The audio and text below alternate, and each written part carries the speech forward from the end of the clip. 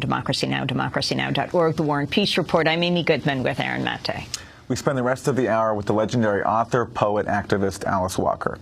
In her newest book, The Cushion in the Road, Meditation and Wandering as the Whole World Awakens to Being in Harm's Way, Alice Walker discusses many of the dominant themes in her life and work, including racism, activism, Palestine, Africa, and President Obama. The collection of essays explores her conflicting desire for deep engagement in the world and for a retreat into quiet contemplation. Alice Walker is the first African-American woman to be awarded the Pulitzer Prize for fiction. She won it in 1983 for her renowned novel, The Color Purple, which also won the National Book Award for fiction and was later adapted into a film and musical by the same name. Alice Walker is also the subject of a new film that plays this Friday at the Seattle Film Festival and premiered in London on International Women's Day in March.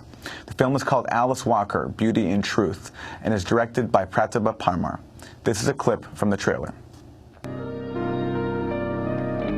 Alice claimed her space because she needed to be a writer. It saved her life in many regards. Intrinsic in her writing is that part of her as a citizen of the world, a woman of the world, and an activist. $3 cash for a pair of catalog shoes was what the midwife charged my mother for bringing me. We wasn't so country then, says Mom, you being the last one. And we couldn't, like we done when she brought your brother, send her out to the pen and let her pick out a pig. Whatever perspective you have, when you read her work, you know she's talking to you. And the you in her writing is really quite universal. It's interesting, in her creative writing, she puts herself on a firing line in that she is herself. She is not going to conform to any idea of what a black writer should do. I don't know any other black writer who's experienced the venom that she experienced from her own community, the community that she cares the most about. From the trailer, the new film, Alice Walker, Beauty and Truth, you heard Evelyn White, Danny Glover, Jewel Gomez, Howard Zinn, Beverly Guy Sheftall. In addition to Alice Walker's new book, The Cushion in the Road, a new collection of her poetry has just come out. The World Will Follow Joy, Turning Madness into Flowers. Alice Walker, it's great to have you back on Democracy Now! Congratulations on these two books. Talk first about The Cushion in the Road. What do you mean by that? Good morning. I mean that my life is so full of so much activity, and yet my heart and my soul are longing for my cushion, which is a meditation cushion, where I can contemplate, I can drop into the deep source of our lives and draw a lot of richness from that. And what I discovered, though, was that I would sit on my cushion in meditation, and I prepared a beautiful place just for that. And the phone would ring, and the world would call. And so in some ways, I was very torn and conflicted until I realized, by dreaming it, that at that part of my life when I was, called to the world, my solution was to take my cushion with me on the road. And so that is what I have tried to do. Alice Walker, you began your activism when you joined the civil rights movement in Mississippi over 40 years ago. I'm wondering if you could talk about that experience and how it has informed your activism that still continues today. Well, actually, my activism started when I got on when I was leaving my home in Georgia on the Greyhound bus. And my dad took me to the bus stop. It was such a small town, there was no station, so the bus just stopped by the side of the road. I got on the bus, and feeling the joy and the emotion of the movement starting up in Alabama and Mississippi and other places, I sat in the front of the bus, and I was immediately forced back to the back of the bus. And I had to make a decision whether I would risk my education, I was 17, or whether I would keep on the bus and go to my first year of college and join the movement at my school. And this is what I did, and that was really the beginning of my activism. And years later, I went to Mississippi and worked in the movement. Talk about. And how does it? Go ahead, Alice. No, how does it inform my activism? Well, I see myself in all the people in the world who are suffering and who are very badly treated, and who are often made to feel that they have no place on this earth. And this earth actually belongs to all of us. The universe belongs to all of us. And we mustn't forget it, you know. And I know firsthand how it feels when people tell you and make you think that, you know, they can have everything. They can have as much as they want. They can buy everything they desire, and you are supposed to have nothing. Well, this is not, it's not right, and we must not accept it. I wanted to ask you about Assata Shakur, who you've also written about recently. Earlier this month, the FBI added the former Black Panther to its most wanted terrorist list, 40 years after the killing for which she was convicted. She became the first woman added to the list, and the reward for her capture was doubled to $2 million. This is a clip from the film Eyes of the Rainbow, the Assata Shakur documentary, when she talks about her experience in prison. Prisons are big business in the United States, and the building, running, and supplying of prisons has become the fastest growing industry in the country.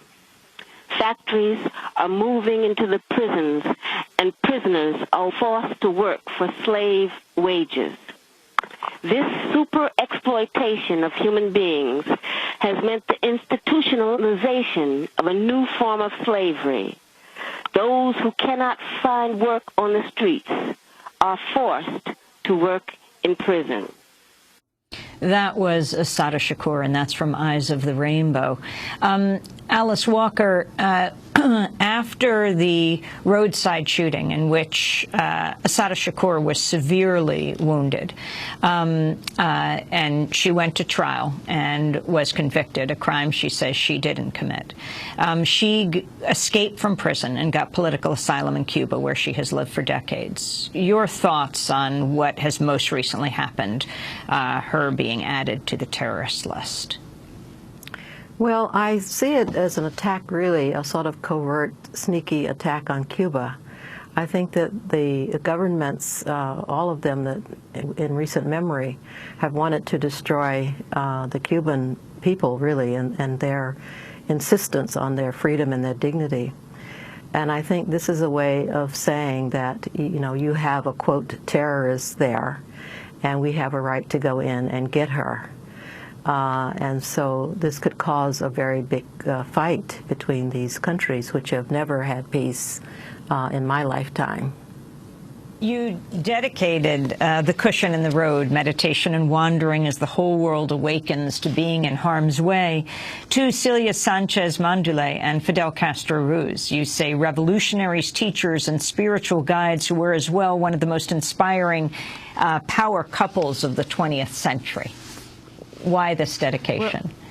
Well, because they were. It's just that we didn't know anything about it. I think if you said to almost any North American who was Celia Sanchez Mandale, they wouldn't have a clue. They wouldn't know, and I didn't know actually very much. But she and Fidel had this partnership and actually were co-revolutionaries together.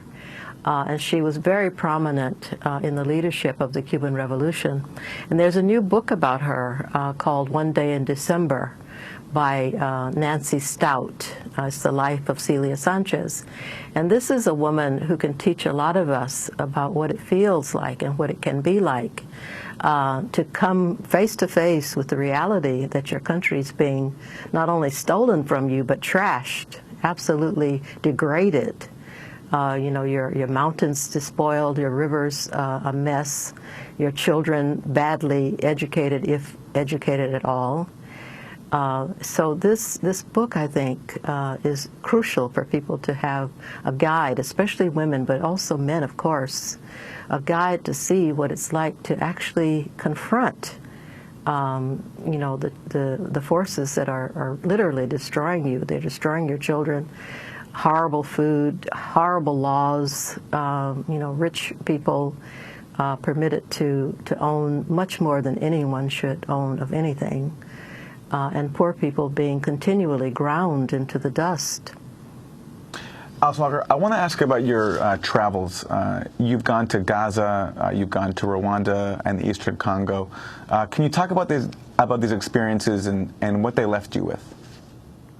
Well, the Congo was the hardest because there I saw that people will just do anything for gold and silver and coltan and whatever they can get, and that they care absolutely nothing about the suffering of the people. As you know, the Congo is called the worst place on the planet to be if you're a woman. And I saw, you know, that in action. I saw the result of so much horrible atrocity in that place. But this is something that people should be very aware of in places where this kind of atrocity is not yet happening. Because this is, you know, it's crucial to see ourselves always as a part of whatever is going on, because we are. You know, this is one planet and we are one people. And we learn from each other. We learn the awful things just as clearly as we learn the good things. And so if you want to see what is the possibility for a really dreadful future, even here, go to the Congo, into places where, you know, people are fighting over minerals and resources that actually, you know, the people who live there will never benefit from. You've also been to Burma, and you write about Aung San Suu Kyi.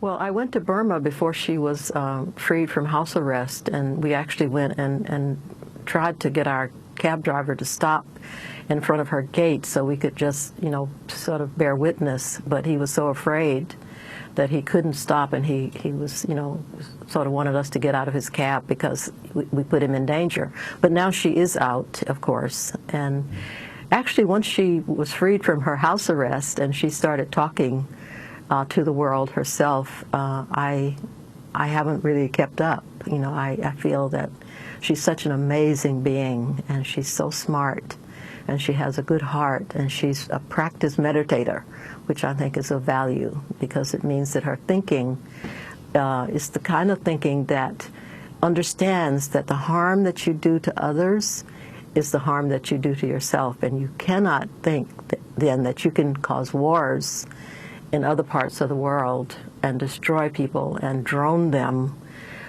without this having a terrible impact on your own soul and your own consciousness. Alice, your book of poetry, The World Will Follow Joy, Turning Madness into Flowers. Could you read a poem from it? I would love to. This is a poem called Coming to Worship the 1,000-Year-Old Cherry Tree. And the preface to that is that I was in Japan at some point years ago for the Tokyo Book Fair, and I knew it was going to be a lot of work, and they did too. And the people who invited me insisted that not only could they take me to the countryside to have, you know, a wonderful bath in a beautiful place and a massage, but they also wanted me to see this 1,000-year-old cherry tree, which reminds us, this kind of old, beautiful tree reminds us of how long humans have been here and how much we have loved this planet. So this poem is a result of going to see this wonder, this incredibly beautiful cherry tree in full blossom. Life is good. Goodness is its character. All else is defamation. The earth is good. Goodness is its nature.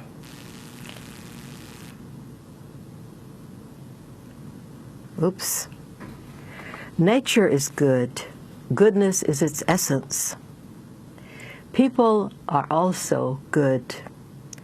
Goodness is our offering, our predictable yet unfathomable flowering. Thankful and encouraged, infused with our peaceful inheritance, may we not despair. Alice Walker reading from The World Will Follow Joy, her poem Coming to Worship the 1,000-Year-Old Cherry Tree. Alice, tomorrow on Democracy Now! We will be interviewing Julian Assange from his, in a sense, cell. He has taken refuge in the Ecuadorian embassy in London. He is the WikiLeaks founder, and I was wondering if you have a message for him or a message for people in this country about Julian Assange. What do you think of WikiLeaks and his predicament right now?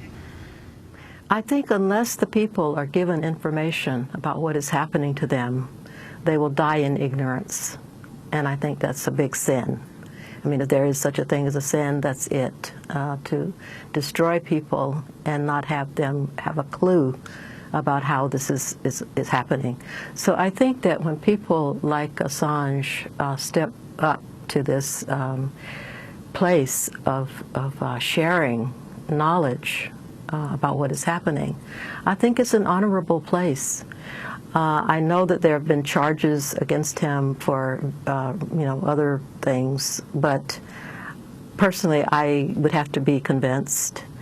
And looking at just what he has given us in terms of sharing information that can help us, I think he's very heroic. And Alice I think Walker, that we should support him. We have to leave it there, but we do part two.